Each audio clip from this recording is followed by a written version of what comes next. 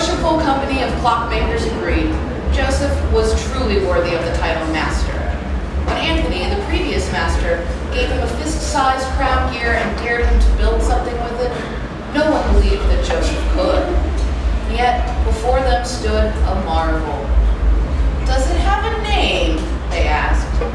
Joseph bristled at the way they referred to his daughter as it. She. And yes, she does. Her name is Pina. Say hello, Pina. Clockwork Girl curtsied. "Hello, everyone." "What we want to know," his colleague said, "is why you put a dress on it. Seems like a waste of cloth." "Because," he said, "a good father doesn't let his child run around naked." They laughed. "It's a doll. You can't call her your daughter. It isn't even real." Joseph took Pina's hand. He could feel her fingers, fine enough to pluck a single hair from a man's beard, twitch. "Then strike my name from the guild. I will not have my child treated like a toy." "Wait," they said.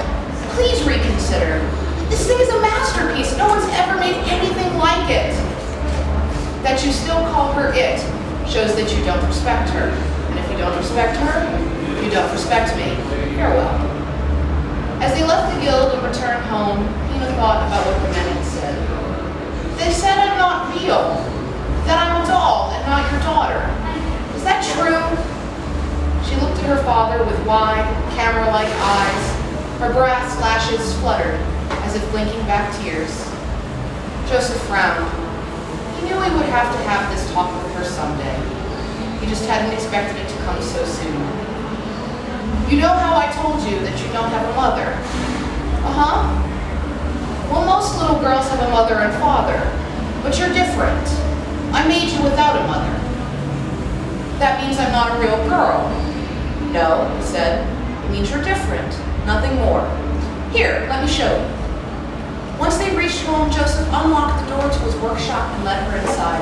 He showed her schematics for her joints, diagrams of her face, the lovely crown gear at her heart. Pina heard phrases like vertical escapement and hydraulic actuators and rotary motion, but she didn't understand any of it. He saw her blinking slow, her golden jaw clench.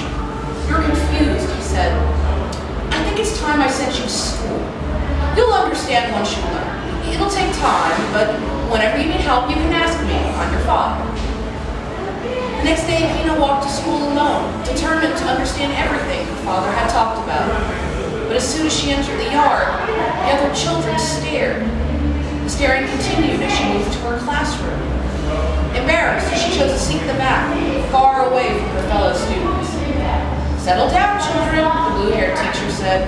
"Now, if you'll turn your books to page 49, we'll continue the story of the Pleiades." But even as she tried listening to her teacher, she couldn't help but overhear the other children. "What is that? Is that a girl? Can't be. Girls don't have skin like that. Did you see her eyes? They're made of glass." She remembered what the clockmaker said and felt ashamed. Everyone could tell she wasn't real. Though she went to school every day, heard every lesson, saw every letter and number that the teacher scrawled onto the board, she didn't learn about whatever escapement or rotary something. Whenever her father queried about school, she responded with unfocused eyes and silence. She never asked him a single question. This went on for weeks until one day a group of 3 boys stopped her on her way to school. "Hey," said the first, "I hate to break it to you, but real girls don't look like that. They wear makeup, all kinds of creams and powders." He removed his fists from bulging pockets, opened them to reveal a half-dozen tiny jars and compacts. "Yeah," said the second, "and real girls don't walk like you do either. They walk like this." He stuck his butt out, wiggled it back and forth with each step, and grinned, revealing perfect teeth. "But the really real girls," said the third, "don't go to school. They skip to go to shows and wait for boys to take them home." He brushed his blonde hair from his face and raised one crooked eyebrow. "We'll help you become a real girl. All you need to do is give us some money." Pina thought for a moment. Her father gave her a little money every day, and he told her to save whatever she didn't spend. She had a lot of coins in her purse, perhaps too many to give to these boys. Then she remembered the people who came to her father's shop and exchanged those same coins for her father's work, his clocks, repairs, and advice. She realized these boys were just like her father. They had knowledge and skills. They understood what she needed. Smiling, she handed her money to the boys. Now remember, said the first as he handed over the makeup, you want to put that all over your face. Yes, said the second, and really get that butt out when you walk. And check out the magical carnival on the other side of the city, said the third. Just follow the red balloons and make sure to find a boy to take you home. The three ran off, laughing and tossing her purse between them. Pina found a window with a ledge where she could arrange the jars and compacts. Looking into the glass, she smeared glittery powders on her eyelids, pink cream blush across her cheeks, red pigment around her lips. Then she carefully stuck her butt out and took a few wiggly steps in place. Feeling like a real girl at last, she headed down the road in the direction of the carnival. But it wasn't long before she was uncomfortable. Her body wasn't built to walk so strangely, and she could feel the makeup dripping into the crevices of her face and neck. By the time she reached the carnival, she heard gears snapping, popping, the crown at her center clapped. She felt pain. Something was wrong. Pina straightened up and began to walk normally. The gears slipped back into place, but she could barely control the tremors in her limbs. Still, she moved slowly through the carnival, stopping at every tent, every performance. She marveled at the fire eaters, the beautiful women behind lacy fans, and the contortionists whose bodies moved even more impossibly than the boy who had taught her how real girls walk. At each show, she tried to catch the boy's eyes, but not one paid her more than a confused glance. Her face stuck and froze more and more with each boy that passed.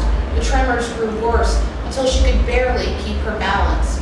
Every part of her strained and clanged, and she realized at last that no boy was going to take her home. Then she thought of her father. How long had she been gone? Was he worried? Angry? Surely he would see the damage, dismantle her and scrap her parts, including her beautiful crown gear heart. She collapsed into the dirt and sobbed tearlessly. You shouldn't sit on the ground like that, Clockwork Girl. You'll get even more dirt into those gummed-up gears. A slender arm, covered in a silver-geared gauntlet, reached down, yanked her to her feet. Who are you? Pina asked. The woman towered into the black sky, her coiled hair and skirt almost floating around her. I'm Lady Ash. I keep people from ever wanting to leave this carnival. My name is Pina. She tried to curtsy, but her body shook so hard she almost fell over. Please help me. I'm hurt. I need to get home. Lady Ash felt her heart soften but maintained a stone gaze. I have no use for Clockwork Girls anyway. Very well. I'll let you go under one condition. Anything. Find the one known as Blue Fairy. Your journey will be painful, but you can't give up no matter what happens. If you do, you'll return here, and I won't be able to save you. I'll find her, I promise. I think you will, Clockwork Girl. She placed a handkerchief embroidered with crickets into Pina's hand, closed the girl's fingers around it, and pointed to a cluster of stars. Follow the 7 sisters. When you find Blue Fairy, give her that. She'll understand. Now go. Pina nodded, locked her eyes to the stars, and started to run through the carnival. Even though she could feel every mechanism struggle, every joint shear, she didn't stop. Hands clawed her ankles, grabbed her dress, tried to drag her back. Sweet voices sang her name, swore to give her everything that she could ever want. She felt the whale-like carnival try to swallow her like a squid, but she resisted every temptation, twisted her way out of every grip. It felt like hours before she finally escaped its teeth, leaving a ghost of red balloons and glittery lights in the distance. The path before her was deserted, stretching through forests, towns, and farms. Occasionally she met people along the way, but she ignored them all, lest they distract her. As the days, weeks, and months wore on, she continued to follow the 7 sisters as they moved across the sky. Each step was a struggle. The stress of walking so strangely had damaged her in ways she didn't understand. The makeup that she had worn so long ago had worked itself through every part of her system. In time, it oozed into her eyes, blinding her so she could barely make out the stars she followed. Then one day she felt her fingers give, and the handkerchief fell from her clenched fist.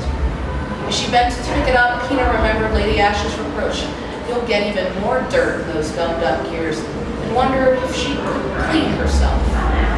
Fighting the shaking pain, she unfolded the cloth and reached into her mouth. She had never done this, but she knew that if she took her time, she could do it. Calling on the memory of her father's diagrams and his delicate handiwork, as well as her own knowledge of the body's motion, she began to clear away the grime that had overtaken her. And as she finally worked her way toward the lenses of her eyes, she saw her blue-haired teacher standing before her. "Dearest Pina," she said with a warm smile, "it's so good to see you again." "Teacher, are you Blue Fairy?" "Yes, and you've learned one of the most valuable lessons of all, how to be strong enough to take care of yourself."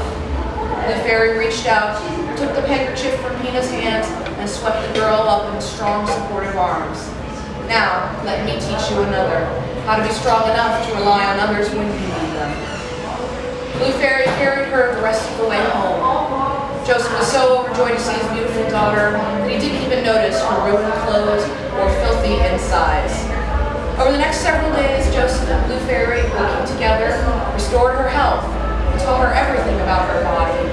Joseph helped Pina connect those strange phrases she heard so long ago: vertical escapement, hydraulic actuators, rotary motion, and many others, to the sensations she'd experienced.